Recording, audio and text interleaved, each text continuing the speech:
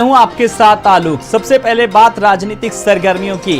स्वार और 96 में आज थम जाएगा चुनाव का प्रचार। जी हां, दोनों विधानसभा सीटों पर आज प्रचार का अंतिम दिन है। तो आपको बता दें कि स्वार और 96 विधानसभा सीट पर उपचुनाव हो रहा और आज शाम 6 बजे दोनों सीटों पर जो चुनाव प्रचार था वो फिलहाल थम जाएगा। तो 10 मई को दोनों विधानसभा सीटों पर वोटिंग होनी है और कल सुबह पोलिंग पार्टियों को फिलहाल रवाना किया जाएगा। तो मतदान को लेकर के सुरक्षा के कड़े इंतजाम किए गए और बड़ी संख्या में पुलिस पीएसी के जवानों की ड्यूटी भी लगाई गई है। तो रामपुर की, स्वार और मिर्जापुर की 96 सीट पर उपचुनाव और 13 मई को दोनों सीटों पर मतगणना की जाएगी। तो बड़ी संख्या में पुलिस और पीएसी के जवानों की फिलहाल ड्यूटी लगी है। और इस बीच रामपुर की स्वार सीट और मिर्जापुर की 96 सीट पर उपचुनाव।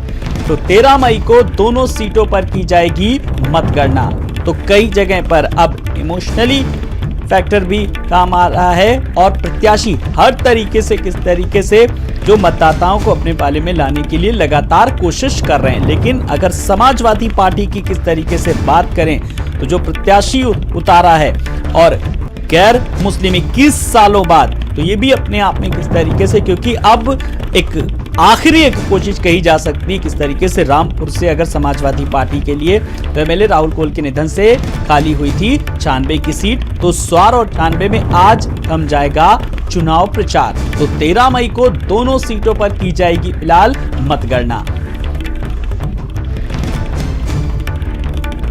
एक तरफ अब्दुल्ला आजम की सदस्यता जाने के बाद जो सीट खाली हुई और अब शाम 6 बजे दोनों सीटों पर फिलहाल प्रचार जो होगा वो थम जाएगा। फिर डोर टू डोर ये प्रचार चलेगा और कल सुबह पोलिंग पार्टियों को किया जाएगा रवाना।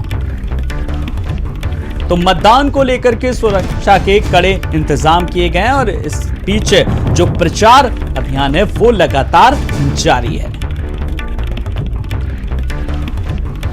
और रामपुर से हमारे संवाददाता ओमपाल हमारे साथ जुड़ गए। ओमपाल, उपचुनाव को लेकर अगर बात करें तो रामपुर के उपचुनाव की इस वक्त पूरी तरीके से नजरें हैं सब पे, क्योंकि बड़ी प्रतिष्ठा, बड़ी साख और एक बड़ी चुनौती कहीं ना कहीं दांव पे लगी हुई है। ये बहुत घमासान है यहाँ पर और बड़ी बात यह है कि समाजवादी पार्टी की तरफ से लोग मान रहे थे कि अखिलेश यादव जी आएंगे और उधर भारतीय जनता पार्टी की तरफ से लोग मान रहे थे कि खुद योगी आदित्यनाथ यहाँ की आवाम को कुछ कहने के लिए आएंगे।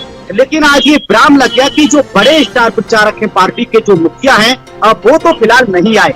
यहाँ पर समाजवादी पार्टी से आजम खान ने और उनके बेटे अब्दुल्ला आजम जिनकी विधायकी रद्द हो गई है, जिनको वोट डालने तक का अधिकार नहीं है, उन्होंने लोगों के साथ जाकर के जनसभाएं की हैं और अभी भी लगातार इस कोशिश में है कि जिनको चुनाव मैदान में हमने अपने परिवार से अलग हटाकर चुनाव में उतारा है वो हमारी साख और सीट बचाएंगी। क्योंकि ये सीट नवाब परिवार के बाद से समाजवादी पार्टी के नेता मोहम्मद आजम खान के बेटे ने 2 बार अपने कब्जे में की। लेकिन तमाम सारी उठापटक के बाद जब चीजें हुई तो उनकी विधानसभा सदस्यता रद्द हो गई और उसके बाद ये चुनाव हो रहा है। उधर भारतीय जनता पार्टी की बात करूं तो भारतीय जनता पार्टी ने यहाँ पर अपना दल एस के कैंडिडेट पर दांव खेला और उनको चुनाव मैदान में उतार दिया। कल अनुप्रिया पटेल आई, भूपेंद्र चौधरी भारतीय जनता पार्टी के प्रदेश अध्यक्ष ने भी यहाँ पर लोगों से यही कहा है कि यहाँ पर आप हमारे साथ आइए, हम भेदभाव नहीं करते हैं, सबके साथ काम कर रहे हैं और जब सबके साथ काम कर रहे हैं तो हमको जिता करके यहाँ से विधानसभा भेजिए।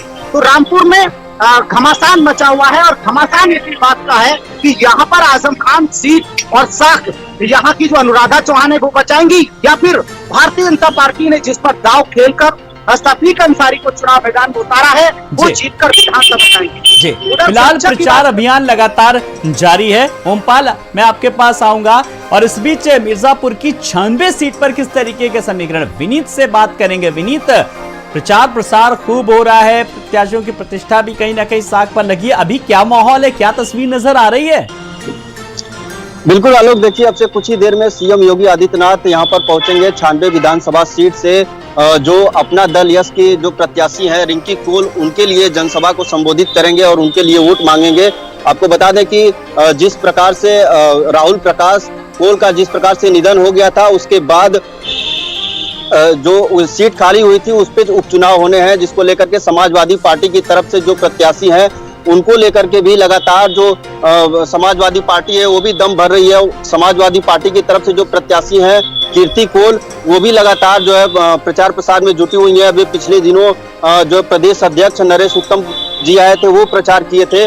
लेकिन वहीं अगर बीजेपी की बात कर ले तो बीजेपी से जो गठबंधन है अपना दल यश की जो प्रत्याशी हैं रिंकी कोल, उनके लिए लगातार जो है प्रचार प्रसार किया जा रहा है। और आज सीएम योगी खुद लालगंज में एक जनसभा को संबोधित करेंगे और उनके लिए वोट मांगेंगे। लेकिन अब देखना होगा कि जनता किसको समर्थन देती है और किसको चुन करके भेजती है। बिल्कुल, लेकिन अगर मिर्जापुर की 96 सीट की लेकर के अगर बात करें विनीत, तो यहाँ पर इन तमाम सारे समीकरणों को देखते हुए सहानुभूति फैक्टर एक तरीके से साफ तौर पर देखा जा रहा है यहाँ पर।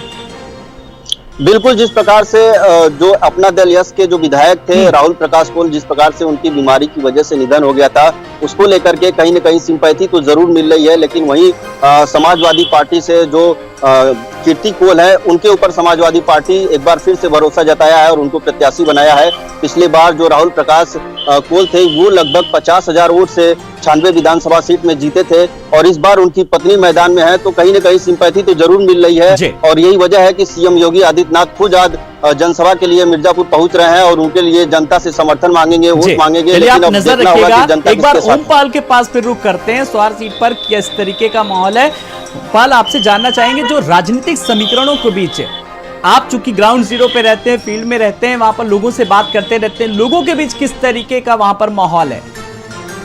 देखिए, लोगों का माहौल तो बदला है। आप चाहे पुराना विधानसभा चुनाव उठा लीजिए या फिर लोकसभा चुनाव उठा लीजिए, अब लोग काफी बदल रहे हैं क्योंकि ये सीट आजादी के बाद से लगातार समाजवादी पार्टी के नेता मोहम्मद आजम खान के बेटे अब्दुल्ला आजम के हाथ तो 2 बार लगी है, लेकिन सबसे ज्यादा रामपुर की पूर्व सांसद रही बेगम नूर बानो के बेटे काजिम अली खान के पास रही। और वो सत्ता कोई भी हो और कोई पार्टी हो, वो जब चाहे पार्टी छोड़ देते थे, लेकिन वहाँ की जनता हर बार उन्हें चुनती थी। और उसके बाद अब मौका मिला आजम खान के बेटे को। आजम खान के बेटे दोनों बार विधानसभा में नहीं रह पाए, सदस्यता नहीं बचा पाए, तो इस बार वहाँ की आवाम भी कुछ बदलाव चाह रही है। लेकिन जुबानी तौर पर ये कितना बदलाव होगा, क्योंकि वोटिंग से पता चलेगा। वहाँ के लोग तो इस बार चाह रहे कि कुछ बदलाव होना चाहिए, क्योंकि लंबा समय जो देख रहे हैं वो यही देख रहे हैं कि अब बहुत लंबे समय तक भारतीय जनता पार्टी देश में भी है, प्रदेश में भी है और यहाँ से कुछ विकास हो सकता है। तो ये फैक्टर है। दूसरा फैक्टर ये भी है कि आजम खान के साथ, उनके परिवार के साथ